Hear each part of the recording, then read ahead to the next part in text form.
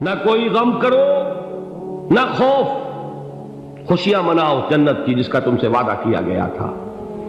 اللہ کی ربوبیت پر اطمینان جب انسان کو ہو جاتا، میرا رب اللہ ہے، ربی اللہ، انسان کے لیے نہ کوئی کھٹکا، نہ کوئی خطرہ، نہ کوئی خوف، نہ کوئی حزن۔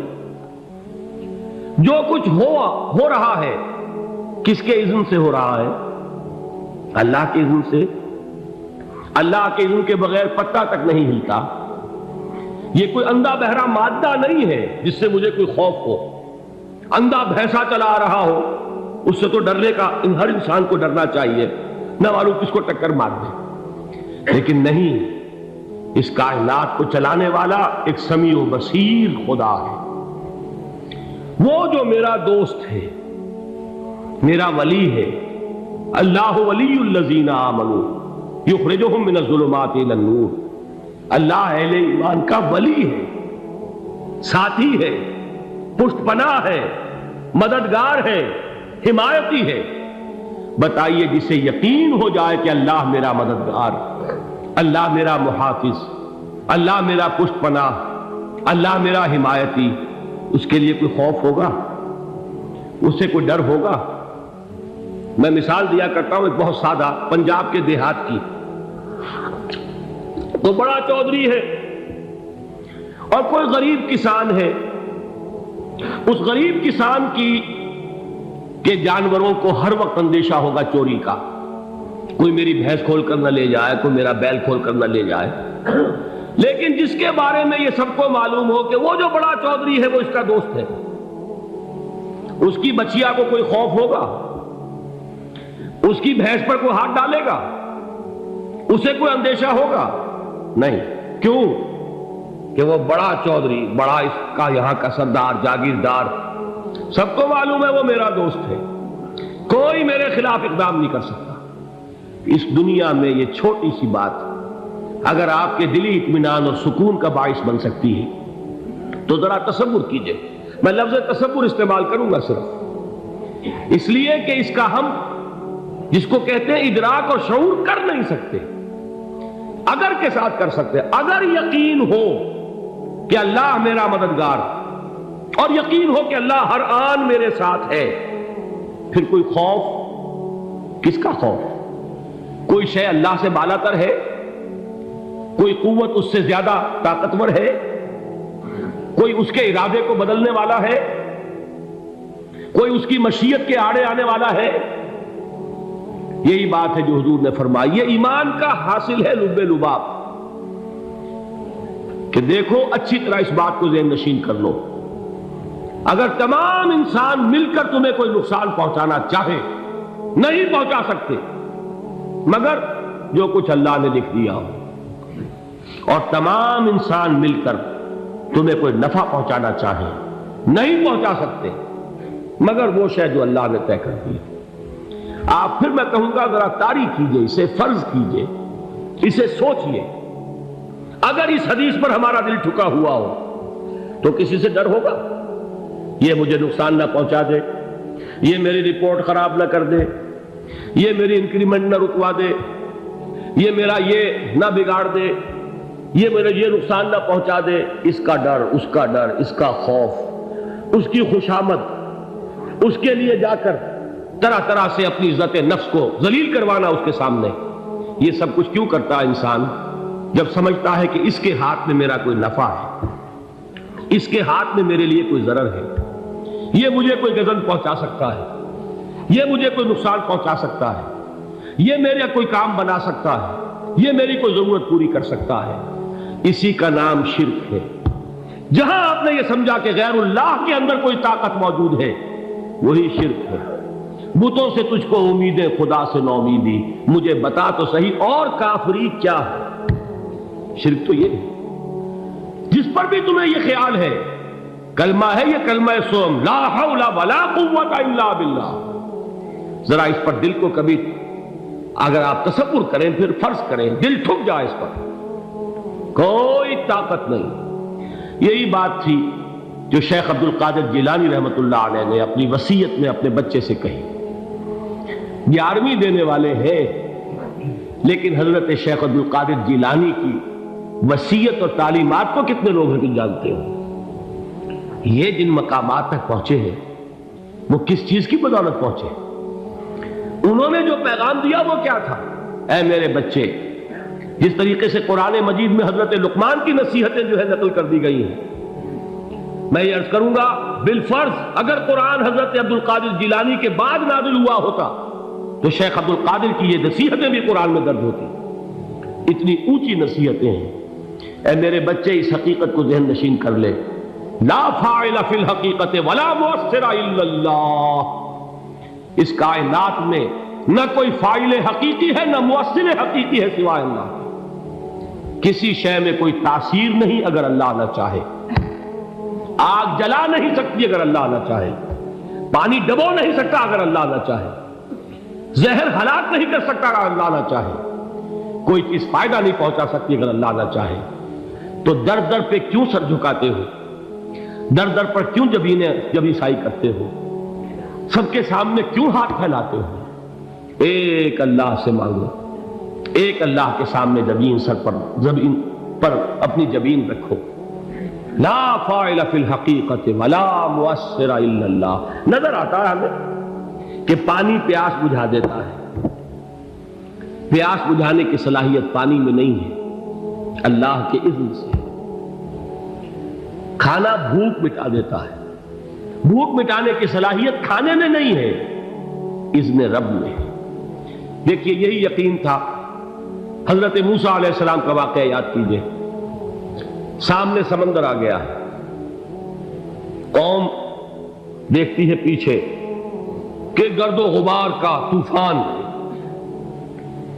معلوم ہوا کہ فرعون اپنے لشکر سمیت آ گیا۔ لشکر جب چلتا تھا تیز رفتاری کے ساتھ تو گرد و غبار کا جو طوفان اٹھتا تھا اس کا تصور کیجیے، اور لمحہ بلمحہ وہ قریب آ رہا ہے۔ پوری قوم نے کیا کہا؟ اے موسیٰ انا لمدرکون، اے موسیٰ ہم کو پکڑے گئے۔ قرآن مجید نے تو یہاں وہ باتیں نہیں لکھی ہیں، لیکن تورات میں یہ درج ہے کہ بنی اسرائیل جھگڑنے لگے، دست و گریبان ہو گئے موسیٰ کے ساتھ۔ موسیٰ نے یہاں مروایا لا کر، اس سے تو ہم ہی بہتر تھے، وہاں کھانے کو ملتا تھا، زندگی تو تھی، بیگار ہم کر رہے تھے، موت تو نہیں تھی۔ اب جو کچھ ہوگا اس کا تصور کرو، جس طریقے سے ہمارے ٹکڑے اڑائے جائیں گے۔ تو لڑ رہے ہیں حضرت موسیٰ علیہ السلام سے۔ یہ تورات کی تفصیل ہے، قرآن میں صرف اتنا آیا ہے، پریشان ہو کر انہوں نے کہا انا لمدرکون، موسیٰ ہم کو پکڑے گئے۔ اس وقت موسیٰ کا جواب کیا ہے؟ کلا ان معی ربی سیہدین، نہیں، میرے ساتھ میرا رب ہے، وہ راستہ دے گا۔ بتائیے کہاں راستہ نظر آ رہا ہے؟ یہ ہے ایمان بالغیب۔ راستہ نظر نہ آئے تب اللہ پر یقین ایمان ہے۔ جیب میں پیسے ہوں اور تب دل کو اطمینان ہے تو ایمان کس پر ہوا؟ پیسے پر، اللہ پر نہیں۔ جب وسائل و ذرائع نہ ہو اور پھر یقین ہو کہ اللہ مسبب الاسباب ہے، وہ اسباب کا پابند نہیں ہے، وہ اسباب کا محتاج نہیں ہے، اسباب اس کے محتاج ہے۔ اگر یہ یقین ہے تو اللہ پر ایمان ہے، یہ نہیں ہے تو تمہارا ایمان اسباب پر ہے، وسائل پر ہے، ذرائع پر ہے، مادیات پر ہے، اللہ پر نہیں۔ اس وقت کہاں راستہ تھا؟ کوئی راستہ تھا؟ سمندر ہے اور ادھر سے لشکر آ گیا ہے۔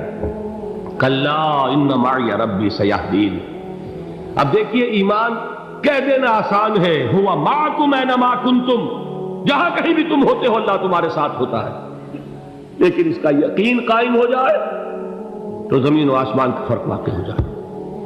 یہی بات ہوئی حضور کے ساتھ۔ غار ہے، چھپے ہوئے ہیں محمد رسول اللہ اور آپ کے وہ یار غار ابو بکر صدیق رضی اللہ تعالی عنہ۔ اقبال نے حضرت ابو بکر کی شان میں چند اشعار کہے صرف، لیکن واقعہ یہ ہے کہ بھاری بھاری نظموں پر اور قصیدوں پر بھاری ہے، طویل ترین نظمیں اور قصیدے ہوں ان پر بھاری ہے۔ ہمتیں ابو بکر کی ہمت جو ہے، کشت ملت را چوں ابر، جیسے بارش سے کھیتی اپجتی ہے، ابو بکر کی ہمت اور عزیمت اس امت کو اسی طرح سینچنے والی ہے۔ ثانیے اسلام و غار و بدر و قبر،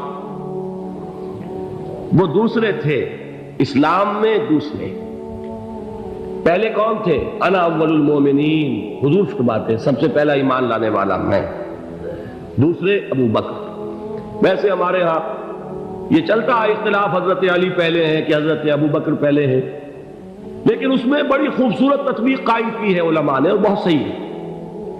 چار کے بارے میں فیصلہ ہی مت کرو کہ کون پہلے، ان کی ایک عجیب تقسیم کر دی ہے۔ آزاد مردوں میں، بالغ مردوں میں سب سے پہلے ابو بکر، بچوں میں سب سے پہلے علی، خواتین میں سب سے پہلے خدیجہ، اور غلاموں میں سب سے پہلے زید بن حارثہ۔ بڑی پیاری تقسیم ہے، یہ چاروں ہی پہلے ہیں، ہر ایک کے لیے اولیت ہے۔ اور واقعہ یہ ہے کہ اگر زمانی اعتبار سے تعین ہوگا تو پہلے خدیجۃ الکبریٰ آئیں گی رضی اللہ تعالی عنہ، کسی اور سے بات کرنے کی نوبت بعد میں آ سکتی ہے، پہلے تو اہلیہ محترمہ سے بات ہوئی، آتے ہی پہلی وحی ہوئی ہے، ابھی تبلیغ کا حکم نہیں تھا۔ کس کو بتایا واقعہ؟ ابھی اپنی نبوت کی تبلیغ کا تو حکم ہی نہیں آیا، واقعہ کس کا ہے؟ وہ خدیجہ کا ہے۔ جب کہا ہے کہ خشیت علی نفسی، مجھے اپنی جان کا اندیشہ ہے، تو کیا جواب دیا خدیجہ نے رضی اللہ تعالی عنہا؟ وہ صدیقۃ الکبریٰ ہے، صدیقات جو ہے خواتین ان میں چوٹی پر خدیجۃ الکبریٰ ہے رضی اللہ تعالی عنہا، اور صدیق جو مرد ہیں ان میں صدیق اکبر ہے ابو بکر صدیق رضی اللہ تعالی عنہ، لیکن صدیقات میں چوٹی پر۔ جب حضور نے فرمایا خشیت علی نفسی، کیا فرمایا، کیا عرض کیا، کیسے تسلی دی؟ نہیں نہیں، اللہ آپ کو ضائع نہیں کرے گا، آپ غریبوں کے ہمدرد ہیں، آپ مساکین کے تکالیف رفع کرنے والے ہیں، آپ بیواؤں کی سرپرستی کرتے ہیں، آپ مسافروں کی خدمت کرتے ہیں، اللہ آپ کو ضائع نہیں کرے گا۔ یہ یقین ہے اس خاتون کے اندر۔ خیر وہ ایک علیحدہ بات ہو جائے گی۔ میرے دل پر حضرت خدیجہ رضی اللہ تعالیٰ عنہ کی شخصیت کا بڑا گہرا نقش ہے، جو وہ کوئی اور ہی وقت اور موقع ہوا تو بیان ہوگا۔ بہرحال اقبال نے ایک مصرے میں جو چار اولیتیں جمع کر دی ہیں، ہمتیں او کشت امت را چو ابر، ثانی اسلام و غار و بدر و قبر۔ اسلام میں حضور کے بعد پہلے کون؟ ابو بکر۔ غار میں حضور کے ساتھ کون؟ ابو بکر۔ بدر کی رات اللہ کا رسول سربسجود وہ جھاڑ، وہ گھاس پھوس کی جو جھوپڑی بنائی گئی تھی، اور وہاں تلوار ننگی لے کر پہرا دینے والا کون؟ ابو بکر۔ اور اس حجرہ عائشہ میں محمد کے بعد سب سے پہلے دفن ہونے والا کون؟ ابو بکر رضی اللہ تعالی عنہ صلی اللہ علیہ وسلم۔ وہ جو معاملہ میں سنا رہا تھا غار ثور کا، حضرت ابو بکر بھی حضور کے خیال سے لرز گئے ہیں۔ آپ کو یاد ہوگا کہ جا کر پہلے تمام جتنے سوراخ تھے انہیں بند کیا ہے، ایک سوراخ رہ گیا تھا جس کو بند کرنے کے لیے کوئی کپڑا نہیں تھا، وہاں اپنی ایڑی رکھی ہے، تب کہا ہے حضور سے تشریف لائیے، اور اپنے زانو پر حضور کو لٹایا ہے، اور وہاں کسی موذی جانور نے کاٹا ہے، حضور کی آنکھ لگ گئی تھی، اس وقت اس بل کے اندر جو بھی بچھو ہے کیا ہے واللہ عالم، اس نے کاٹا ہے، اس کی تکلیف کی وجہ سے ابو بکر کی آنکھوں سے آنسو ٹپک گئے، حضور کے چہرے مبارک پر پڑے ہیں، تو حضور جاگے ہیں، معاملہ کیا ہے؟ ایڑی نہیں ہٹائی وہاں سے، مبادا وہ جانور وہاں سے نکل کر محمد الرسول اللہ کو کوئی گزن پہنچا دے، ابو بکر کی ایڑی ہے، جس طرح چاہے کھا لے، ختم کر دے، جان نکل جائے تب کوئی آنچ آئے، محمد پر تو آئے، لیکن جیتے جی نہیں۔ وہ ہے ابو بکر۔ حضور کے خیال سے اس وقت حضور نے پھر اپنا لعاب دہن لگایا ہے، اور اس سے پھر آپ کی تکلیف ختم ہوئی۔ جیسے خیبر میں حضرت علی کی آنکھ دکھ رہی تھی، اس کو جو شفا حاصل ہوئی ہے وہ بھی حضور کے لعاب دہن سے ہوئی۔ تو بہرحال اس وقت انہوں نے کہا ہے کہ اے نبی یا رسول اللہ، اگر اس وقت ان میں سے کسی نے غیر ارادی طور پر بھی اپنے قدموں کی طرف جھانک لیا تو پکڑے جائیں گے، کیا جواب تھا اللہ کے رسول کا؟ لا تحزن ان اللہ معنا، اللہ ہمارے ساتھ ہے، کیوں گھبراتے ہو ابو بکر؟ یہ ہے ایمان باللہ، میرا مالک اللہ، میرا رازق اللہ، میرا محافظ اللہ، میرا مددگار اللہ، میرا پشت پناہ اللہ، میرا دوست اللہ۔